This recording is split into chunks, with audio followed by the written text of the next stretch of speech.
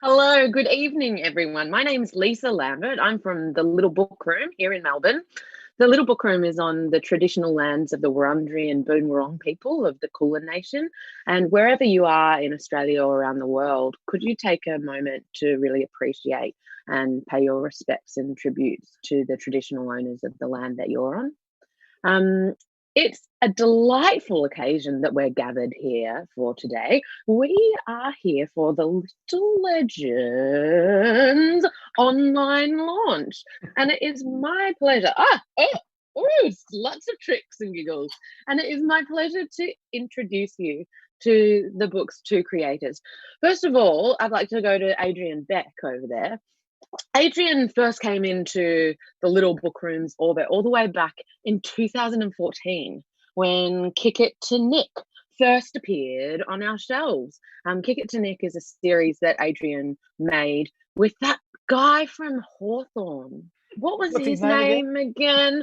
Um, Shane Crawford or Crawford. So 2014, that's 6 years, Adrian, and we've refused to let go of you. And coming up pretty closely in 2015 was when we met Nicole Hayes, whose Oz YA novel, critically acclaimed novel, was released. One True Thing is the title of that book, and if you've got any older readers in your life or feel like reading a bit of YA about a girl whose mother is in very public life as a politician and all of the complexities that brings. Well, I've just given you a lead. I'm just giving everyone suggested reading for tonight. But I guess those intros demonstrate that, yeah, once you're in our orbit at the Little Bookroom, even in the midst of a global pandemic, we hold on real tight. So just a warning. We're together for life. Like, it's not an official marriage. There's no contract, but does there even need to be? And so that's a little bit of a welcome, but I was wondering if you guys could kind of introduce our participants to Little Legends. What is this? That's a great question. What is it, Nicole? It is a book, and it's for, it's probably aimed at the Oz Kicker age group. I reckon that's our sweet spot, the perfect readers, but, older as well, and it's perfect for reading to the younger age group. And Little Legends is, the first book's called Ozzy Rules, and the series is about a footy team set in Fresca Bay. They're the Fresca Bay Falcons. The main characters are twins Oz and Ellie Little, and they're pretty good footballers. The first book starts with their cousin Sanjay joining them, moving from overseas, and they haven't seen him for a really long time. And so the whole story for this first book is about Sanjay finding his way in this new home of Australia, and footy being his way in to do it. He turns out to be not too bad, doesn't he, Adrian? And that causes a few challenges for his cousins. Absolutely. Well, because as you might have mentioned, it's called Ozzy Rules. The first book's called Ozzy Rules, and the character of Oz, or Ozzy, likes to keep saying Ozzy Rules whenever he does something great on the footy field, which is a lot like what Nicole used to do when she was on the footy field. Nicole Rules! You couldn't stop her. So that's where we got that from. But basically, Ozzy always says Ozzy Rules. And so when his cousin turns up, and his cousin's actually pretty good at footy, which he wasn't expecting, that sort of causes some tension within the family and within the team, and they kind of have to work that out together. But it's a lot of fun as well. It's not all about the tension within the team. There's lots of funny, silly things that happen. They live on the beach, so there's always lots of seagulls plopping on their head, and they have some uncles that are prone to falling over a lot, and they've got a dad who likes to cook delicious meals. So there's a lot of fun. We loved creating a lot of fun characters in their world in the little town or suburb of Fresca Bay. It's great fun.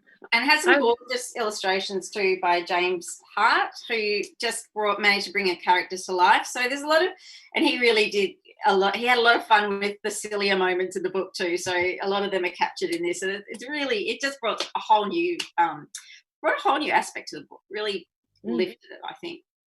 And the covers are terrific. Yeah, the covers are great. We were blown away when we first saw the three characters. In fact, I think, Nicole, correct me if I'm wrong, but when we saw the first 3 characters, we thought, that's it, he's nailed it. And we didn't actually ask him to go back and refine really anything. It was just like, these are the characters in our heads. It's perfect. So we were really thrilled that James was able to come on board, and he captured the spirit of the series so well. It was awesome. Yeah, he's a bit a son of a gun, that guy. He's a son of a good gun. egg.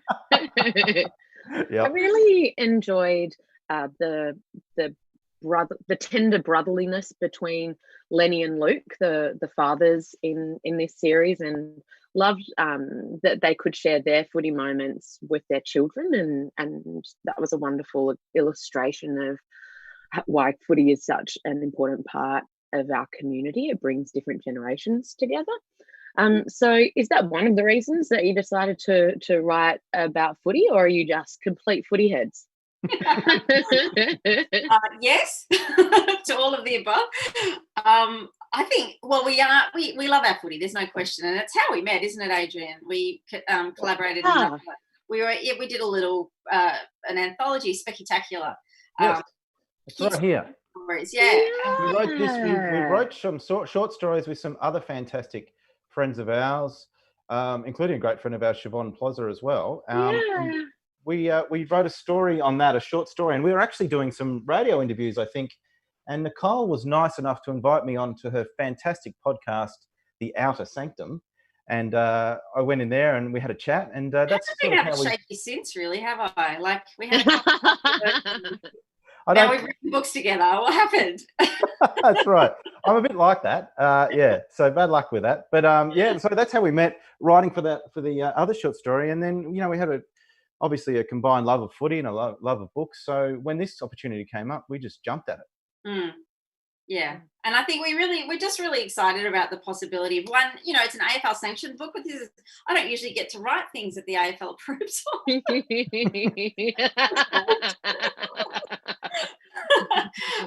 But also, like, just to really represent the community that we know. So we really were mindful of making sure that footy for us was a welcoming space for the most part, or it's become more so, and it's such a great entree into society and to making friends. And so that's what we really wanted to capture in this book: the diversity and the all the different shapes and sizes of kids who play, how it's open to anybody, and how it just provides such a great social space for communities to build.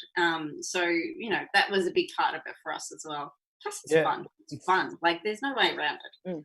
Yeah, it is fun. Footy is fun. But like you said, with the kids, obviously, they're all shapes and sizes and diversities and backgrounds in the team. But we really wanted to show that how footy kind of unifies a community. So we made sure that we had lots of parents involved, and we had the milk bar owner involved, and the principal of the school is also the the president of the club, I think, Nicole. Yeah, so we just wanted to show how footy, like, there's the game element, and there's a lot of footy action in here, obviously, but we just also wanted to portray footy as what we love about footy, and that's the fact that it brings everyone together, and it's sort of bigger than the game at some times. Absolutely. The players and the community are keen to win, but more than that, they're keen for solidarity. Yes, go solidarity. And you've handled that incredibly well, because it's difficult in what would the page extent be, or the word extent? I think it was 12,000. Yeah, they're meant to be 10,000. They always end up around. I had a lot of fart jokes just at the end. But that's a really difficult thing to achieve technically, to have such a big cast in 12,000 words, and it didn't ever feel like I was losing track of people. I felt that I had a really clear sense of each character's personality. So well done, you two. Oh, thank you. Done. It helps having each other to bounce off, when the other one, we can rein each other in if we feel like, we're getting off track a little bit. So that helps a lot, for sure. Yep. Nicole's very good at reining us both in, because we can both get off track. And so, that's really helpful. Thanks, Nicole. Anytime, Adrian. And I noticed some trademark dad jokes. And Nicole, I'm not saying that you wouldn't write fantastic dad jokes, but I'm feeling pretty confident to attribute those to Papa Adrian over there. Did you have to pull a few of those out, Nicole? I hope not. To be honest, the dad jokes were they were golden. So I had to. I was very happy to see Mace to these dad jokes. He brought the gold, that's for sure. So no, it's a very particular sense of humour. I love it. So I've been reading his version. Like we'd be back and forth with drafts, and I'd just be giggling to myself, thinking, "Oh, I've got to leave that one in. We can't. Even if there wasn't room." So we made room for pretty much all of them, I think, in the end, didn't we? Yeah, we did. I mean, yeah, I think we bring. It's actually kind of lucky because even though we sort of met by chance and we're working on that other book together, we kind of started working together without really knowing how we were going to do it. And I think we were lucky because our skills complemented each other. So I can throw in a lot of stupid, dumb jokes, but Nicole can really nail those emotional moments between the kids and the parents and the kids. And she can, like, sometimes she would send a draft back and I'd read it and I'd be like, that's perfect. That's great. I'm going to have my name on the front of that book and people are going to think, yeah, right. It was pure luck, and it could have gone horribly wrong, frankly, because we were kind of committed before we'd had any plan about how we were going to go forward. So it really could have been a disaster. Let's not kid ourselves. Things could have gone terribly wrong. Yeah, it could have. And we also have different ways of approaching. I think we've got different ways of approaching the writing books as well. We do. Because I'm very much a planner. There's always a bit of room to move, but I like to plan it out, and I think that's because I'm often time poor. I'm doing other things, and I just want to, in the middle of the night, I just want to get the chapters down, and then I'll finesse it a bit. But I'm pretty time poor, so I plan things a lot. And Nicole, would you say you're a planner? No, I am entirely a pantser. I mean, I would love to be a planner, but I am a pantser, and it means I write too long, and I have to just do it all wrong first and go the wrong way, and it would be a nightmare to work with me. I just don't know how he did it, to be honest. And it's not because I have more time. It's really not that at all. I just don't know how to do it any other way. But we did a lot of planning together, and I found your kind of focus and your ability to recognize structure, like that helped keep me on track. And then I'd just go off on my tangent if I did, one of the drafts. But we'd work away to, we'd work it back and manage to pull it all together eventually. Mine were always really long when I got the first draft, and Adrian's were always really tight when he did the first draft. So we took turns with that. It was quite a lot of fun. Yeah, no, it was fun. In actual fact, I think it made the end product even stronger, really. The two different approaches. It's complete luck. And as you say, it could have gone horribly wrong, but it actually worked really well. Yeah, absolutely. So were you in the same physical space when you're starting this planning process, and then you kind of, right, how would it go in this kind of an environment? In global pandemic lockdown times? We haven't had to do one because we've done 3 of the drafts. So we've done 3 books, like the near to final drafts. I think we've signed up on all 3 of the first 3 of the 4. So we actually haven't had to work in this situation. But our first, our opening, like of every book, we do have a solid planning day, don't we, or an afternoon or whatever, which involves a coffee and a lot of no, that's not going to work moments, but then we do tend to go off on our own and do the different bits together, don't we? And that seems to work, and then we catch it up again every now and then to I mean, I think we'd be able to manage it because it is that first day, but it's definitely better to be in person in the same space, at least for that first nutting out stage, I think. Anyway, I totally agree. We I think all 3 we sat down and I ordered way too many iced lattes. I just keep them coming. Load me up, and by the end of it, all the time. 300 chapters. But we would just sort of sit in the cafe, and we'd be there pretty much most of the day, if not most of the afternoon, and we'd nut out a basic idea because we pretty much the series pitch had like 2 or 3 lines per book, and then we'd come to the point where we had to actually write that book. and we'd look at the lines and be like, what did we mean by that again? And is there actually a book in this? And so we had to actually go right back and sort of pull it apart a little bit and then come up with a bit more of a fleshed out plan. And that takes some time. So we'd work that out, and then we'd work out the sequence of events, and then we'd just go away and one of us would have a bash, send it over to the next person, they'd have a bash, and then eventually we'd get to something that sort of was readable, which is always the goal. Or something that Melissa Keel was our editor, and she's golden, right? Isn't she amazing? She's so talented. So, and Melissa would be like, I mean, I think it was a bit smoother the first couple. By the third one, we were kind of we had I don't know, because I think I was a bit more involved in that first draft, so it was a bit loose and not entirely ready. But she's just so good at recognising what's working or what's not. So we get it in good enough shape to go to her, and then her feedback was actually it was very smooth, the whole process of editorial. I think from top to bottom, it was very smooth. Well, because you're doing so much of it at the writing stage. That's incredible. Melissa Keel, Prime Minister's Literary Award winner and editor extraordinary. Wow. Yes. All the words. Yeah. I thought you were going to say Prime Minister's daughter or something. That would have been a bombshell. Oh, yeah.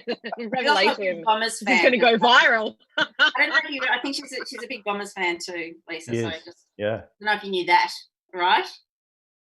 I gave you it. I said, handed it to you. It's a cheating moment. Thank you, Nicole. Thank you. You're a pro. Can we edit that out? This isn't live, is it? Can we get that out of this? So Nicole, is Adrian being a planner one of the best things about working with him? What's the highlight? Oh, well, it's certainly the easiest thing. Like, it makes the process easy, and smooth, but no, it's just very silly and very entertaining. I'm not going to pretend that it feels like work when we're actually doing it. I mean, when I go off on my own, that feels like work, but when we're actually in the same space, it's just delightful. So I just hang out with my mate basically, and we drink a lot of coffee, and that's, so I can't pretend for a minute that feels like a hard process at all, but we generally manage to get something done in that process and then head off on our own. But no, it's a delight to work with Adrian. I'm not even going to pretend. No. Look, it is good fun. In fact, we just basically spend a lot of time gossiping and talking about the book industry, what's hot, what's not, all these amazing ideas that should be, blockbusters at some point. And then we get down to writing. But it is fun. It is obviously fun catching up with Nicole and sitting down. And as I said, I really do think that having two authors coming from I feel like so different angles, I think it really does help the overall product. So it was actually, I really think working with Nicole has helped me as a writer, because I've suddenly been able to get out of my head for a moment and see this exact same story from a slightly different perspective, which I haven't been able to really do with anything else I've written. And that's all thanks to Nicole. So it's actually really helped me as a writer. So I have to thank you for that, Nicole. I really mean. Okay. Live on air too. Yep. Can we cut that bit out too? A bit small. Never repeat it again. Wow. Yeah. What a fascinating process collaborating in this way is, and it will be different with every other collaboration as well. What a wonderful experience to have. And it really was. We basically decided to do this over a cup of coffee. Like, we'd known each other about 12 minutes, I think. So I'm not kidding. It should have been a disaster. Everything about it should have been a disaster, and weirdly, it was not. So, what can you say? It's as far from a disaster as like humanly or inhumanly possible. I think it's a cohesive, absolutely genuine novel that had me really just feeling so worked up for Oz and so frustrated on his behalf, and then cracking up the next second and laughing aloud and people turning around to look at what was going on. So that's a lot. That's not a disaster. Thank you. Right. So just talking about what kind of you really wanted to hone in on in Little Legends, what were some of the themes that, like, did they come up naturally, or were you really focused, you wanted to write about these particular themes, and what are those themes? Hmm. I think it's probably a bit of both, actually. I think in the first one, it was definitely about family and finding a place, and there's room for all in your family, I guess. That's your footy family and your immediate family, and that sort of, we knew that we were sort of heading down that way due to the plot, but also it sort of naturally built from the idea of the plot, and then I think it does build out from, we have these little nuggets of what the plots are, and then the themes sort of develop off them. So the second one is about Sanjay, who actually doesn't have a team because he hasn't been in Australia for however many years, and so he doesn't really officially follow a team. So he feels the pressure of his family of whether he should go for the team that his family goes for, or whether he should go out on his own and make his own decisions. So I think the plot dictates the theme to an extent. Nicole, you might think otherwise. I'm not sure, but certainly in the first two, it's been the case. I think sport generally has some really innate themes that come along about fitting in and finding your way, and also working to your strengths, that sort of thing. So a lot of that comes up quite naturally in the football space. But yeah, no, I think also we were very conscious of the fact that we wanted it to look like this sort of, our society, basically. We wanted it to be diverse, and we wanted it to be inclusive and welcoming for everybody. And, the footy world has changed so dramatically, just even in the last 4 or 5 years. And so, the fact that the team is girls and boys, and the fact that we, in the second book, we have a wheelchair football team. Ellie's best friend Rana wears a headscarf. We have kids in Richmond colours. Is it Richmond colours? Yeah. Actually named Rana is named after my mate at the Outer Sanctum, Rana Hussain. Yes, and she knows this. I asked her permission first, so it's kind of a little tribute to her, because she's just such an amazing powerhouse in football, and just slaying all in her wake in the inclusion and diversity space. And so I'd asked her permission if that was all right, and so just really literally actually putting people in my community and in Adrian's community, we plonked them into our games. And because, one, it meant something to us, and two, we wanted it to feel authentic. We wanted it to look like what you would see if you drove past your local footy club. And that was really important to us, and I think it just gave us so many more story possibilities, I think, as a result. Absolutely. So I guess, is that why sporty books are important? Could you kind of flesh out that idea? Because sport is so kind of essential to our lives. Yeah, absolutely. Well, I think what Nicole was saying about footy is for everyone, or sport is for everyone. So we definitely wanted to convey that through the books. But also, what I like about the sporty books is that sometimes you can get those sort of kids that love sport but might not necessarily love reading. You can sort of inspire them to pick up a book, and perhaps kick off a passion for reading if it's about something that they're interested in. So that kind of excites me. And I like going to schools where there's reluctant readers, and you just talk about footy for about 10-15 minutes before you actually start talking about actually I'm here to talk about this book that's about footy. Because you're kind of reaching those kids that might not really be all that interested in reading. So I think that's what's awesome about sporty books. But you can also look at that on the flip side as well, is that if you've got some bookish kids that perhaps might like to join a team one day, or aren't quite sure what it's like to play with a sporting team, or they might like to at some stage, it gives them a safe place to sort of test the waters a little bit, and maybe it might inspire them to be sporting superstars as well, and do a bit of both. So I think it's sort of, in a way, I mean, I know it's overly simplifying it, but I like the way that you can kind of reach these two sides of the coin by one sporty book. That's my goal. Yeah, and really showing that it's not an either or. I think sometimes we get really caught up in that notion that it's sort of art or it's sport, and you can't love both. And Adrian and I are testament to the fact you absolutely can. I know you are too, Leesa. So you can love sport and still love thinking and books and and the arts, and it's just really false dichotomy that we even attempt to make this division. So being able to kind of cross that line, blur those lines, and remind kids that, you know, it's just about having fun, and storytelling is absolutely universal. So a good story, it really doesn't matter what it's about. But the more, you know, the more that you can add some action in there and a little bit and drama, you know, sport is all about drama and theatre. Let's not kid ourselves. It's the emotional ride that we're caught up in. So that's what storytelling is. That's what makes it unique. So the two go together really smoothly, and it's a really fun playground for a writer. I think we coming up with trying to be original and say things that have been said a million times before with language that's uniquely ours. That's quite a challenge from a writing point of view. Which you've met. Thank you. Now, book 2. Oh, actually, I wanted to ask you about the competition, because on this book it says win an ultimate footy pack. Is that still going? Absolutely. Is that still a possibility? Yeah, absolutely. Yeah. To find out how to enter, of course, here's the hard sell. You have to actually get the book. But once you've done that, or borrow it from your library if you want to be sneaky, the Ultimate Footy Pack, there's 5 of these up for grabs. And this has been put together by Hardy Grant, which is awesome.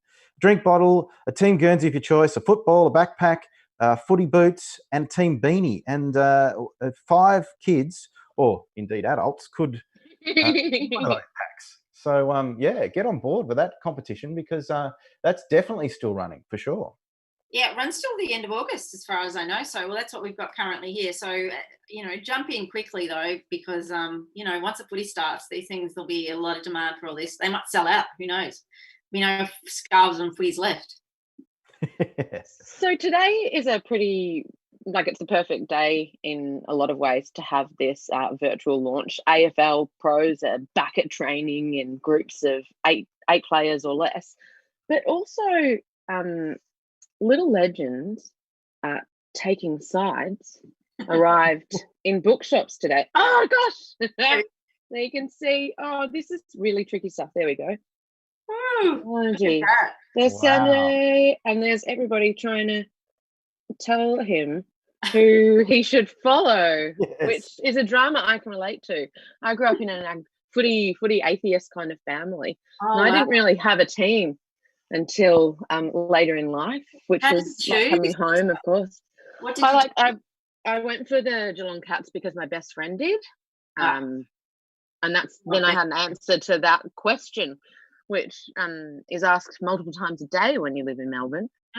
Then I found my true home. I was walking from the train station in Essendon one day to my boyfriend's house, and out of the houses in the dark came all of these zombies in red and black walking toward the train station. I was like, oh, this is cool. And I got that sense of community, and also that wonderful way of being able to channel all of your kind of excitement, rage, and anxiety and nervousness, like being on a roller coaster, but you know, from your couch.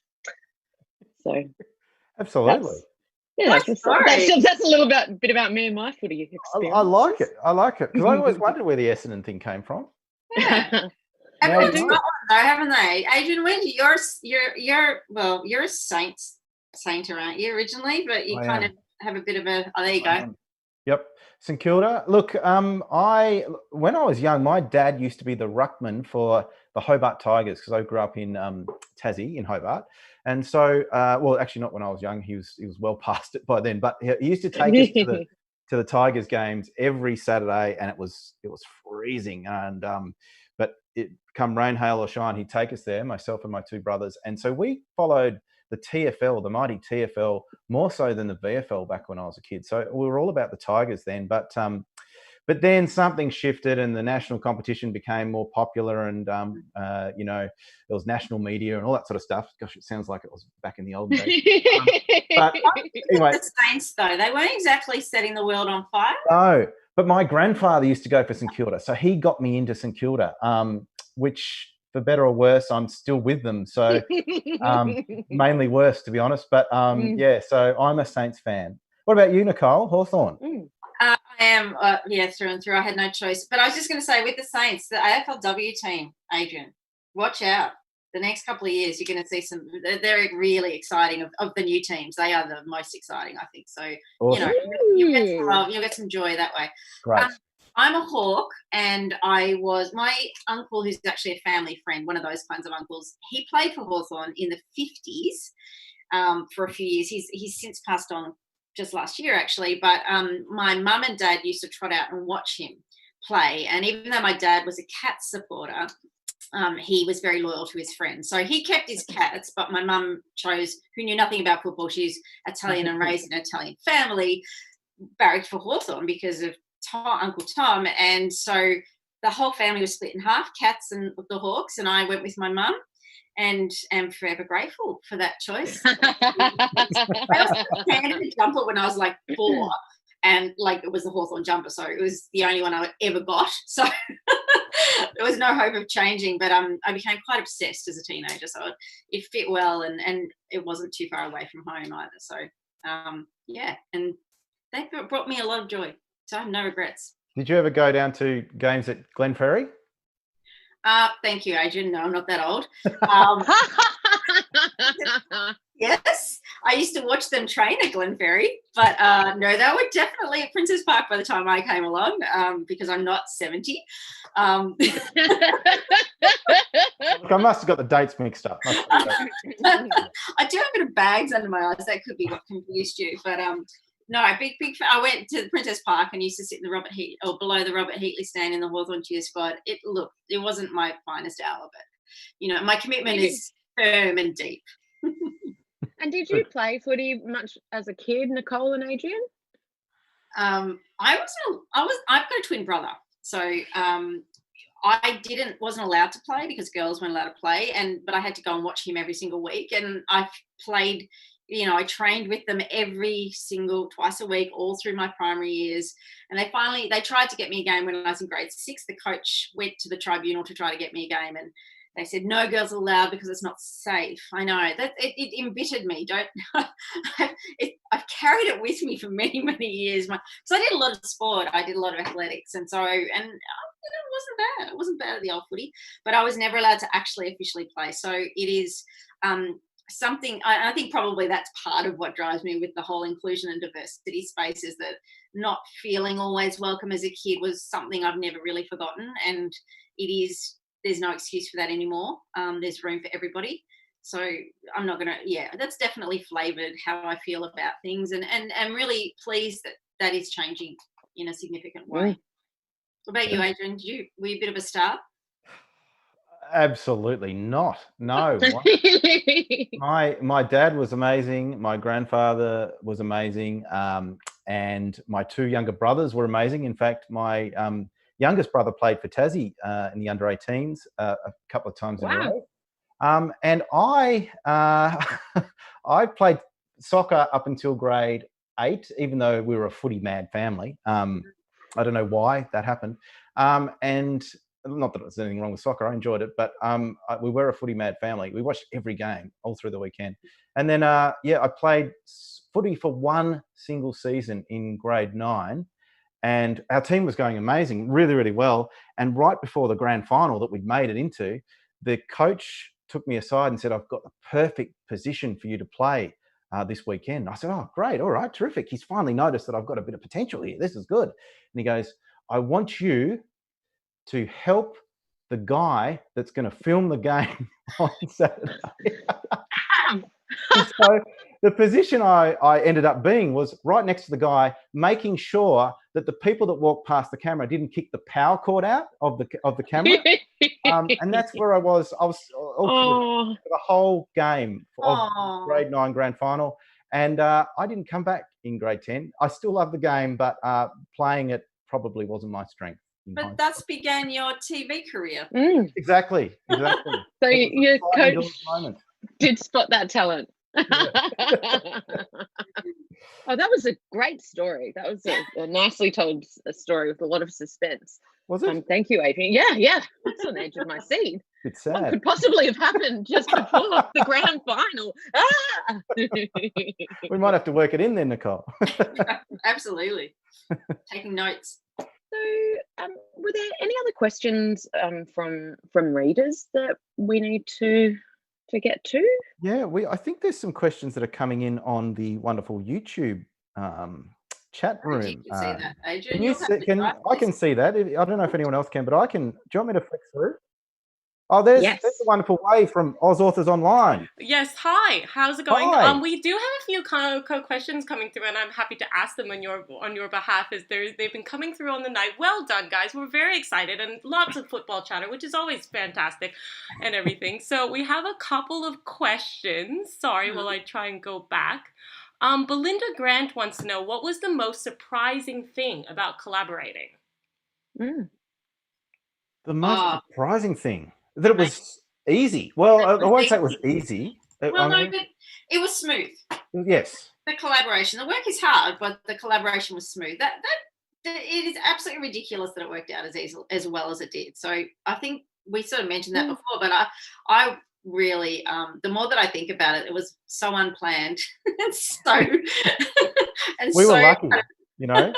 We were lucky that we sort of were able to work together so smoothly. I think because it doesn't always happen that way. So I think that was the most surprising. Oh, because I didn't know what to expect. I don't know whether you had any preconceived ideas, Nicole, but I had no idea. We hadn't discussed anything. Like in terms of writing processes, I had no idea. I mean, I knew your work and you possibly knew mine, and that's the extent of it. But I had no idea how you worked. I had no idea what your process was. We didn't discuss how we'd work the drafting situation, like none of it really, until we were already signed up and ready to go. So luckily, your strengths are my weaknesses, and my weaknesses are your strengths, I'd say. So that just worked a treat.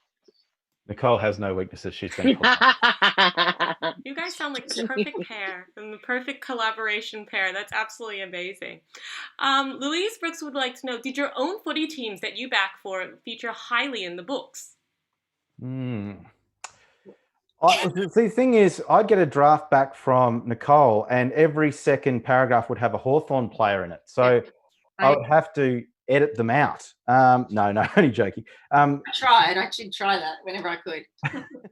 There were a lot of. We tried to We tried to spread it out, didn't we? We tried to get a variety of different teams, and even the kids barrack for different teams, and we tried to be pretty even. We try to control ourselves on that, but it's hard because the highlights you remember as a fan of a certain team are often the ones that you go back to and you say, oh, that moment was kind of like when we lost the grand final by the bounce of a ball, sort of thing. So you do sort of unconsciously put a bit of your favorite team in, but we were pretty disciplined, don't you think, Nicole?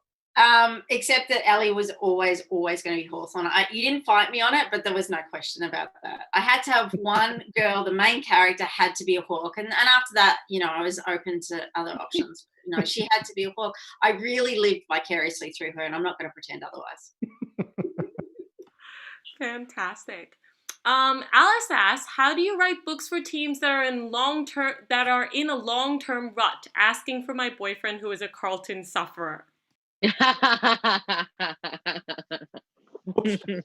that are in a long-term rut.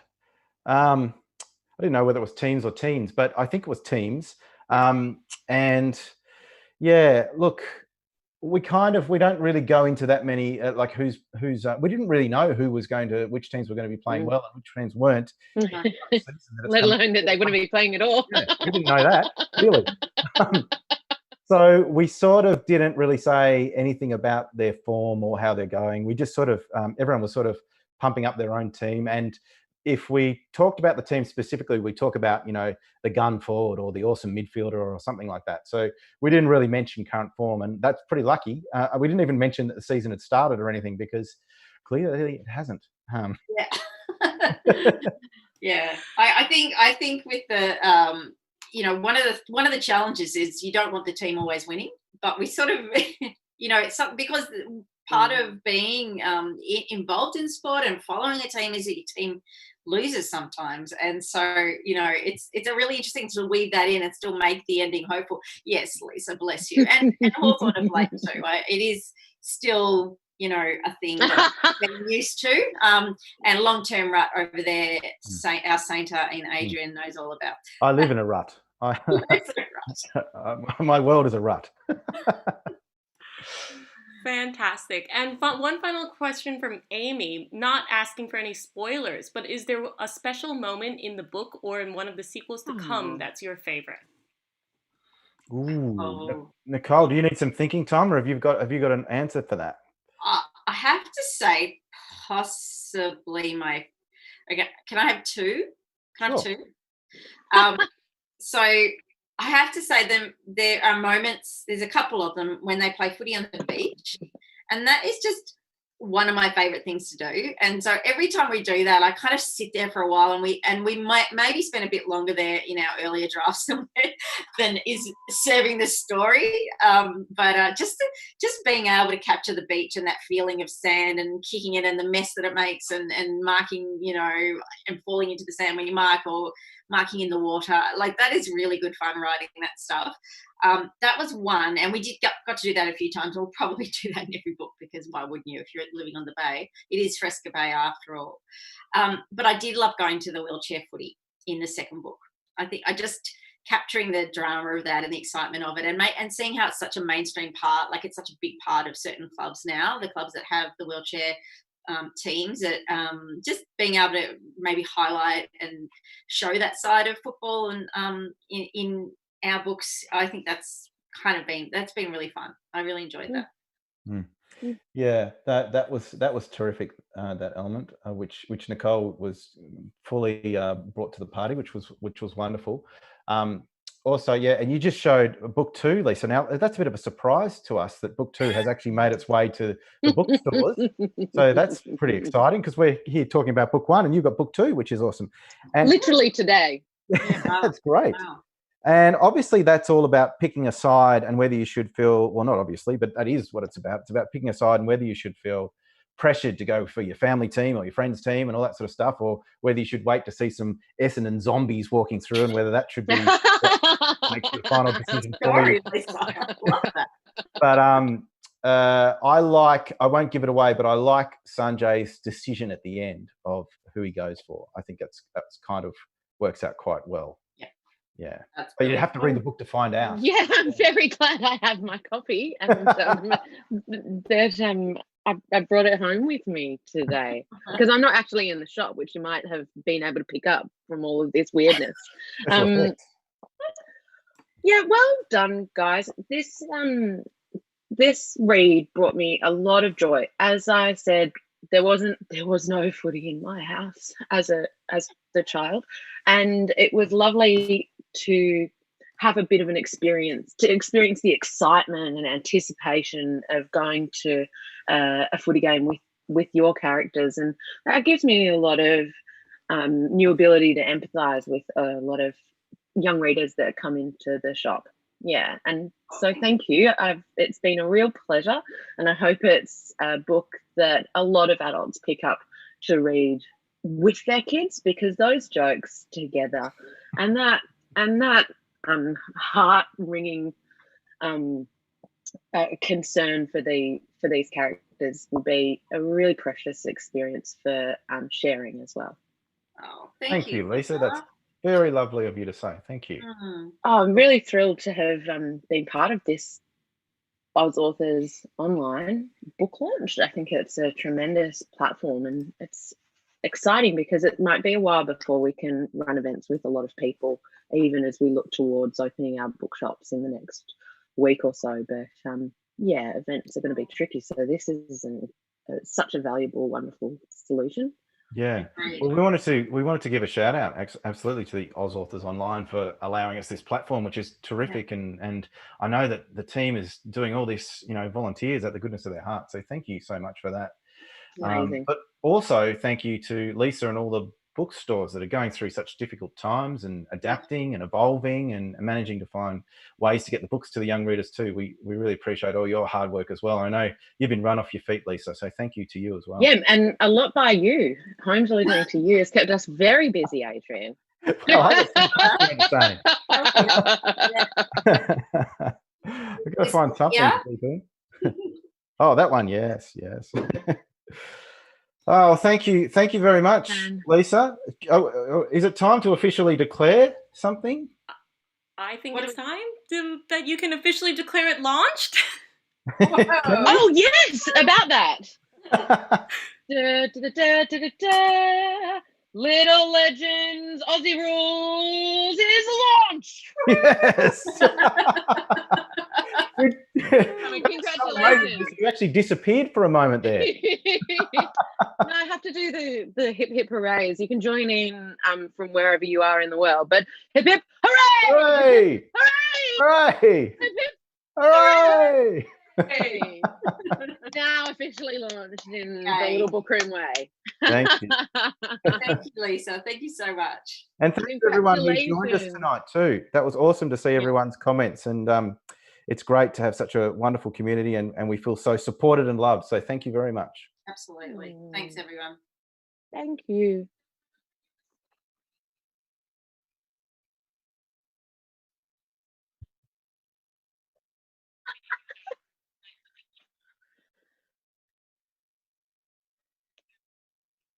Oh.